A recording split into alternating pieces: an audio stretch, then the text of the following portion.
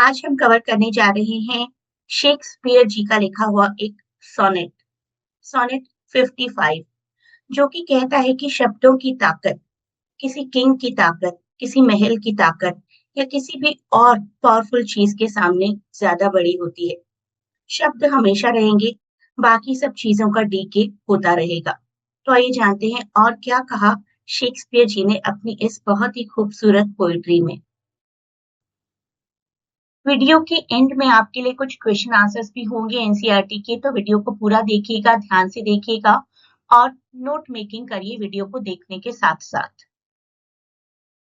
Video को like करिए, comment करिए, शेयर करिए अपने दोस्तों के साथ और चैनल को सब्सक्राइब करिए। आपको रेगुलरली बहुत ही इंपॉर्टेंट टॉपिक्स अपनी प्रिपरेशन के लिए मिलते रहेंगे। साथ ही साथ आप अपनी प्रिपरेशन के लिए ये टेलीग्राम चैनल भी ज्वाइन कर सकते हैं। यहाँ पर मैं time to time important information आपके लिए पुट करती रहती हूँ, जैसे कि चैप्टर्स की summaries, important questions and various PDFs. Total 154 sonnets लिखे हैं शेक्सपियर जी ने, जो कि 1609 में पब्लिश हुए थे। सॉनेट होती है 14 लाइन्स की एक छोटी सी poetry. Fair youth, dark lady, final sonnets इस तरीके से डिवाइडेड हैं। 1 से 126 तक बोला जाता है फेयर यूथ सॉनेट्स, 127 से 152 तक बोला जाता है डार्क लेडी सॉनेट्स और उसके बाद आते हैं final sonnets. Fair youth are dedicated to a young man, talks about beauty and marriage. Dark lady dedicated to a women, it talks about intense and troubled love। और final sonnets idea of love को, Cupid जो कि love के देवता माने जाते हैं in European mythology, उनको डेडिकेटेड है। शेक्सपियर जी के बारे में कुछ बातें जानते हैं। 1564 born and 1616 he did die। Britain में एक प्लेस है स्ट्रेटफोर्ड अपॉन एवॉन, वहां पैदा हुए थे। ग्रेटेस्ट तो हैं ही। 154 सॉनेट्स इन्होंने लिखे हैं, 2 long narrative poetries and approximately 37 plays. इनकी काफी प्लेस पर बॉलीवुड मूवीज भी बेस्ड हैं। आइए बात करते हैं इस पोएट्री की थीम की। किसी भी पोएट्री को आप कभी भी कवर करें ना, तो शुरू होते ही समझें कि पोएट्री में पोएट कवि महोदय कहना क्या चाहते हैं। हमारे कवि साहब कह रहे हैं कि poetry is stronger than monuments and time, और वो किसी भी इंसान को इमॉर्टल यानी कि अमर बना सकती है। William Shakespeare, sonnet 55, not marble not the gilded monuments में कहा गया है कि कविता पत्थर और सोने के बने स्मारकों से ज्यादा लंबे समय तक रहती है। कवि कहता है कि उसकी कविता, उसकी राइम उसके प्रिय व्यक्ति को अमर बना देगी, जबकि महंगे और सुंदर स्मारक समय के साथ टूट जाते हैं। जो भी हो, जितना भी स्ट्रॉन्ग मॉन्यूमेंट हो, एक ना एक दिन तो टूटेगा ही। टूट जाते हैं, मिट जाते हैं, युद्ध में नष्ट हो सकते हैं, लेकिन पोएट्री की ब्यूटी हमेशा बनी रहेगी। अब एक एक करके आपकी बुक के हिसाब से रीडिंग करते हैं। आपकी बुक में इसी तरीके से गिवन है। पहले फर्स्ट 4 लाइन्स है, उसके बाद 5 लाइन्स है, उसके बाद 5 लाइन्स है। ऑल्दो ये स्ट्रक्चर नहीं होती है, स्ट्रक्चर क्या होती है उसके बारे में भी मैं बात करूंगी। Not marble not the gilded monuments, पत्थर के बने हुए भी नहीं, सोने के बने हुए भी नहीं, कोई भी मॉन्यूमेंट हो, of princess shawl outlive this powerful rhyme. ये मेरी एक पावरफुल कविता है। इससे ज्यादा दिन तक कोई भी मार्बल, कोई भी सोने का बना हुआ मॉन्यूमेंट नहीं टिकेगा किसी भी प्रिंस का।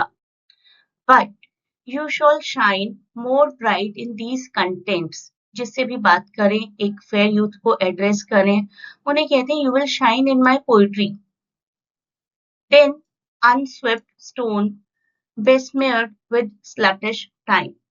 The big marble buildings and golden monuments made by any king, any prince will not last forever. But this poetry will. ये पोइट्री तो बनी रहेगी। द यंग मैन, जिसको कि ये पोइट्री एड्रेस है, will shine more brightly in the pome, unlike old dirty stones, unswept stone, dirty stone एक ऐसा स्टोन मॉन्यूमेंट जिसकी किसी ने केयर नहीं की। अनलाइक बेस्मेड, बेस्मेड का मतलब है टार्निश्ड, जिस पर कोई दाग लगा हो। स्लटिश टाइम, स्लटिश, अनक्लीन, ये सब चीजें अनक्लीन, अनकेयर्ड चीजों के लिए यूज की गई हैं। तो ओल्ड डर्टी स्टोन्स जिनको टाइम डैमेज कर सकता है, लेकिन मेरी ये पोल्ट्री हमेशा फ्रेश रहेगी, हमेशा अलाइव रहेगी, हमेशा लाइवली रहेगी। तो बड़े मार्बल के बिल्डिंग्स और राजाओं के गोल्डन मॉन्यूमेंट्स हमेशा नहीं टिकेंगे, एक ना एक दिन डीके हो जाएंगे, लेकिन ये पोम उन सबसे ज्यादा टाइम तक रहेगी। इस पोम में यंग मैन और भी ज्यादा ब्राइट दिखेगा, शाइन करेगा, जबकि पत्थर टाइम के साथ गंदे हो जाएंगे, पुराने हो जाएंगे। ये हमारी पोएट्री है, ये हमेशा फ्रेश रहेगी। इन शॉर्ट, पोएट्री टाइम से ज्यादा पावरफुल है, इंसान को अमर बना देती है। अब पढ़ते हैं this part. When wasteful war-shod statues overturn and brawls root out the work of masonry, nor Mars his sword, nor war's quick fire shall burn the living record of your memory, gainst death and all oblivious enmity. When wasteful war shall statues overturn, जब destructive wars, नष्ट करने वाली wars statues को नष्ट कर देंगी, and broils root out the work of masonry, broils किसी भी तरीके का कोई टिमल्ट, कोई फाइटिंग, कोई डिस्टर्बेंस, किसी भी तरीके का कॉन्फ्लिक्ट किसी भी बिल्डिंग को डिस्ट्रक्ट कर देगा। मेसनरी होता है मिस्त्रियों का बनाया हुआ, कोई भी बनाई हुई कोई भी बिल्डिंग। ताजमहल भी लेबर्स ने ही बनाया है, कोई भी बिल्डिंग जो भी है वो लेबर्स ने ही बनाई है। तो कोई भी work done by any perfect labour destroy हो सकता है। मार्स, मार्स जी को हम मानते हैं गॉड ऑफ वॉर।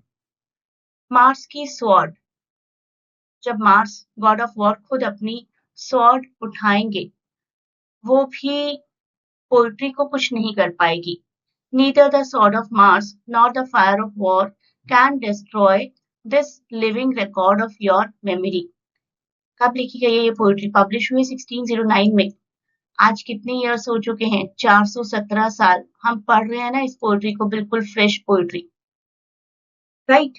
तो मार्स जी, वॉर के देवता, खुद तलवार उठा ले, किसी भी तरीके की कोई फायर आ जाए, ये लिविंग रिकॉर्ड जो अब बन गया है ना in the form of poetry, इसका कुछ नहीं हो सकता, इसको कोई डिस्ट्रॉय नहीं कर सकता।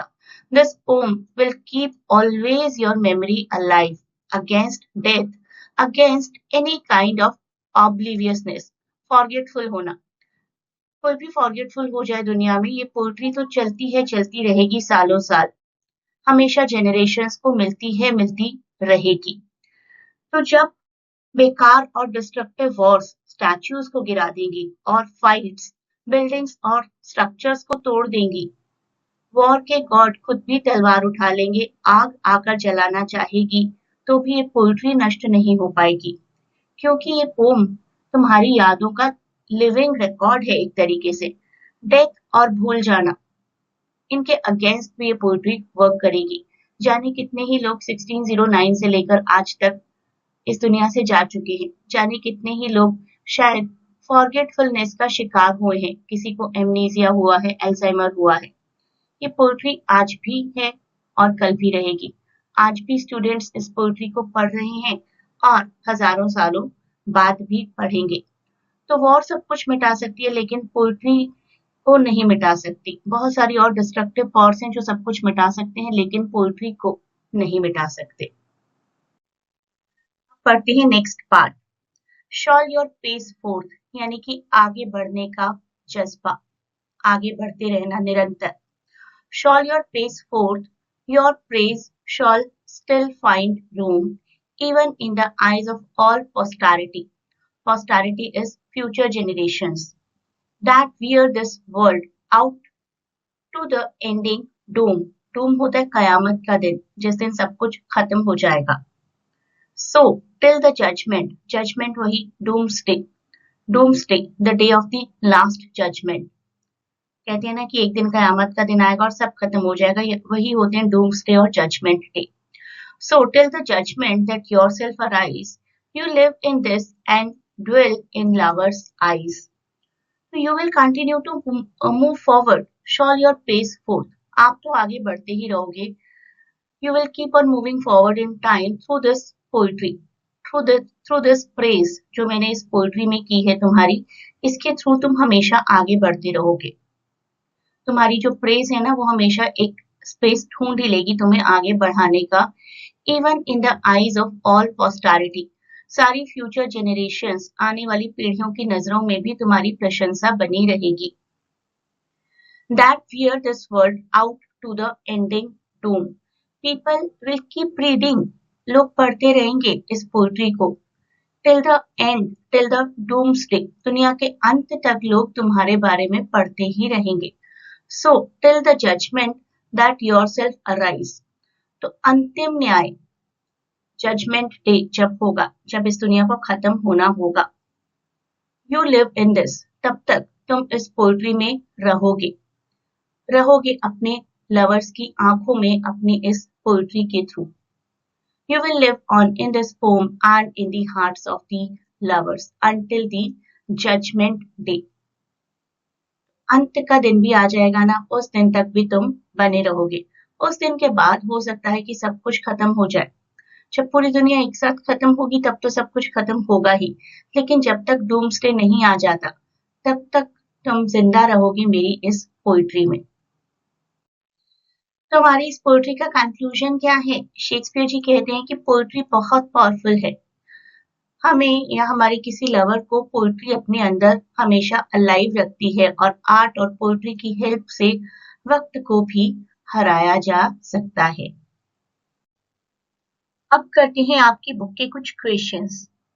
Describe how the monuments and statues brave the ravages of time, समय की मार से कैसे खुद को बचाने की बहादुरी करते हैं मॉन्यूमेंट्स और statues. Monuments and statues are made of marble and gold, हमारी पोइट्री का टाइटल ही यही है ना। मार्बल और गोल्ड के बने हुए स्टैच्यूज भी खुद को बचा नहीं पाते हैं, लेकिन इन्हीं चीजों की वजह से अपने फेम, अपनी पॉपुलैरिटी को, अपनी यादों को बचाने की कोशिश करते हैं। स्ट्रॉन्ग दिखते हैं लेकिन टाइम, वक्त उनको डैमेज करता रहता है। Even the greatest structures can not last forever, और उनका डीके हो ही जाता है। Validate the poet's reference to time as being sluggish. Time sluggish है क्योंकि हर चीज को डिस्ट्रक्ट कर देता है, केयरलेस है टाइम, इसको हमें वैलिडेट करना है। टाइम किसी भी चीज को वैल्यू नहीं करता, कोई ब्यूटी, कोई पावर टाइम के आगे नहीं टिकती, सब कुछ डिस्ट्रॉय हो ही जाता है एक दिन, इंक्लूडिंग ऑल द मॉन्यूमेंट्स, बड़े बड़े स्मारक, बड़ी बड़ी यादें। Time does not respect, does not show mercy, daya to anything or anyone. Elaborate on the reason why wars have been described as wasteful. War ऐसा क्या करती है, हम कहते हैं किसी काम की नहीं है वॉर। वॉर्स क्या करती हैं? लाइफ्स को डिस्ट्रॉय करती हैं। अभी चल रही है ना दुनिया में एक वॉर, सब कुछ डिस्ट्रॉय ही हो रहा है, चीजें महंगी हो रही हैं। मॉन्यूमेंट्स, लाइफ, आर्ट, सब कुछ खत्म हो जाता है, नष्ट हो जाता है वॉर के लिए।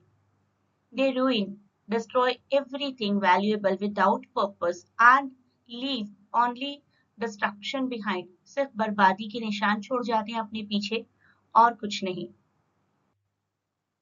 The poet says that neither forces of nature nor wars can destroy his poetry. In fact, even godly powers of Mars, Mars जो कि युद्ध के देवता हैं, are not going to have a devastating, यानी कि नष्ट करने वाला इफेक्ट ऑन हिज राइम। तो मॉन्यूमेंट्स डिस्ट्रॉय हो सकते हैं, लेकिन मेरी कविता तो युद्ध के देवता भी डिस्ट्रॉय नहीं कर सकते। What quality of the poet is revealed through these lines. Poet को कितना कॉन्फिडेंस है, देखिए कितना यकीन है अपनी पोएट्री पर कि मेरी पोएट्री अजर है, अमर है, इमॉर्टल है। He feels his poetry is stronger than time, nature, war and even God Mars, जो कि युद्ध करते हैं, सबको नष्ट करते हैं, वो भी मेरी पोएट्री को नष्ट नहीं कर सकते। मेरी पोएट्री की ब्यूटी हमेशा प्रिजर्व रहेगी। He is very confident about his poetry. एक बार फिर से देख लीजिए, you can join this link, यहाँ पर आपको अपने चैप्टर्स की डिटेल, समरी, क्वेश्चन आंसर्स मिल जाएंगे। Good luck for your exams और नियर बाय एग्जाम्स। अगर आप क्रैश कोर्स ज्वाइन करना चाहें for all the literature part of class 10, you are most welcome. You can connect us through a link given in WhatsApp. वहाँ पर आपको admission detail मिल जाएगी.